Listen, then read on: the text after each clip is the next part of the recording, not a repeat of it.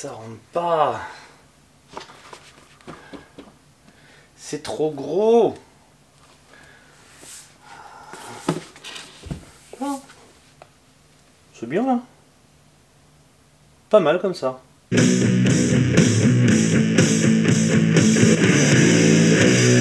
Alors qu'on attend fébrilement la programmation du Hellfest 2023, je voulais faire un retour sur un livre.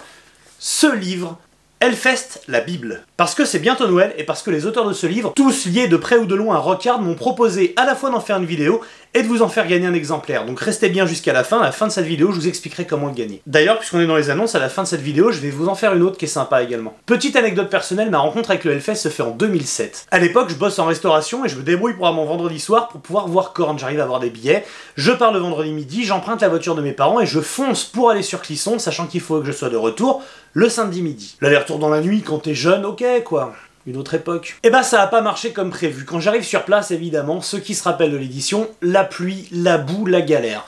Et Korn qui repart sans jouer. La seule chose dont je me souviens, c'est d'avoir vu Slayer, et puis la boue avant, la gadoue après. À l'époque, j'avais une carte Electron, vous savez, les joies de la carte où on sait pas quand on fait un paiement si elle va passer.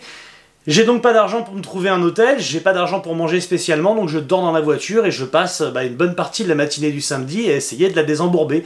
On est plein à faire ça, à céder, et je finis par réussir à quitter les lieux avec une voiture dans un état lamentable que je rends à mes parents furax, et puis je suis en retard pour le boulot, évidemment. Autant vous dire que l'édition 2008, j'étais un peu fâché, et c'est en 2009 que je retourne au festival, et alors là, mes aïeux, je sais pas si vous vous souvenez de l'année 2009, pour moi la plus grande édition Hellfest de tous les temps. Enchaîner Dawn, I Had God, Karma to Burn sur la main stage, et tout ça avant Heaven and Hell, concert incroyable, scénographie de fou, et c'est ça le plus dingue, Sanvaitus sur la main stage après Heaven and Hell. Un vendredi monstrueux. Et tellement de trucs que j'avais imaginé qu'en rêve, tous les jams de la scène Nola, Killing Joke avec son line-up original, Clutch, Orange Goblin, il y avait des trucs, Kailesa, c'était complètement dingue. J'ai tellement pris mon pied que j'en ai oublié que les 3 têtes d'affiche du festival, c'est-à-dire Motley Crue, Manowar et Marilyn Manson, ont fait des concerts plutôt craignos. Et ça, j'ai pu m'en rappeler en lisant la Bible. Parce qu'à festival exceptionnel, livre exceptionnel, la Bible retrace les 15 éditions du Hellfest. Attention, quand je dis toute l'histoire, c'est toute l'histoire, ça en est presque vertigineux. Je veux dire, des livres sur le Hellfest, il y en a eu avant, mais pas des comme ça. Non seulement ça permet de se rappeler ou d'apprendre sur quelle base s'est formé le Hellfest et pourquoi aujourd'hui il est considéré comme l'un des meilleurs festivals au monde et l'un des plus confortables, on y voit l'évolution du site, l'ajout des structures, on peut avoir les affiches corrigées, donc savoir qui y a joué, mais surtout,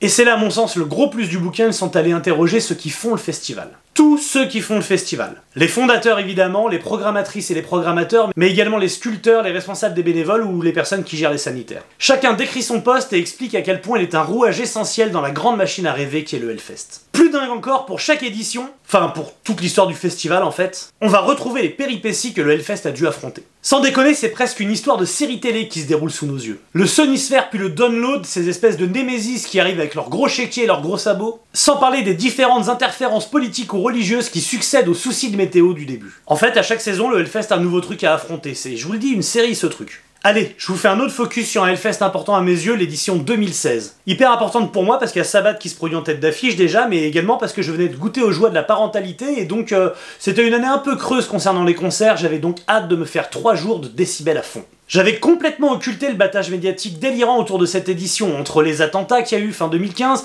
les questions de sécurité qui s'en sont suivies, le dérapage d'Anselmo. Le festival a reçu des torrents de critiques de la part des politiques qui n'attendaient que ça pour leur tomber dessus. La fameuse affaire de la subvention à 20 000 €, les passes d'armes sur Facebook ou dans West France, tout est consigné ici, là.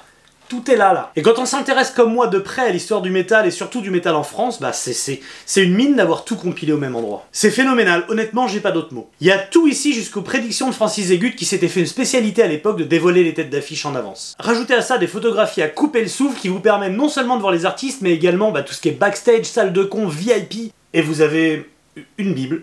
Allez, je résiste pas à l'idée de vous parler d'un truc qui m'a complètement passionné. L'interview d'une des membres de Bungalow Bunker, le collectif derrière de nombreux décors pour le Hellfest, a commencé par toute le Hell City Square, la rue commerçante montée de toutes pièces pour le festival. Non seulement tu vois comment ce genre de projet éclot, mais comment il est pensé, découpé, réalisé, et aussi et surtout il y a même des infos sur des projets qui n'ont pas été retenus. Vous avez dedans schéma et dessins techniques à l'appui, des trucs qui auraient pu être au Hellfest et qui n'y sont pas. C'est tout con, hein, mais ces 4 pages-là, c'est hyper précieux. Génial. Et là, je vous parle de 4 pages sur presque 600. Évidemment, on retrouve un max d'infos sur les groupes qui ont joué, mais également sur ceux qui ont annulé.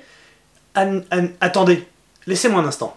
Ah les coquins, je suis sûr qu'ils en savent beaucoup plus que ça sur l'annulation de Manoir. Allez, une fois le procès passé, pour l'édition augmentée, faudra balancer les dossiers par contre. Hein. Franchement, la lecture de ce livre, c'est quelque chose, et c'est pas tout de vous en parler, de vous parler des 15 ans de festival compilés à un seul endroit, mais on va vous le faire gagner, c'est surtout ça qui est cool.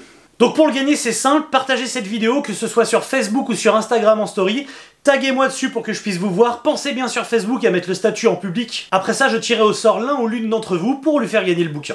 Je remercie donc chaleureusement les éditions Point Barre pour leur confiance et pour la gentillesse qu'ils ont eu de vous faire gagner ce bouquin. Vous trouverez tous les liens nécessaires en description, notamment des liens pour l'acheter, et croyez-moi, il fera très très beau sous le sapin ce bouquin. Regardez le mien, regardez comme il est heureux.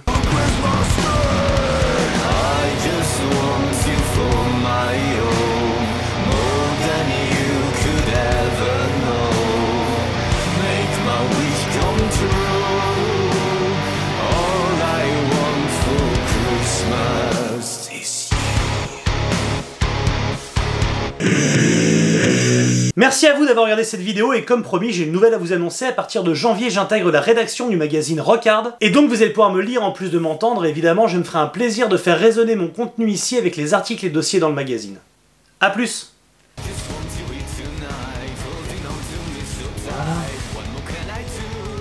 Tu vas être heureux là mon pépère.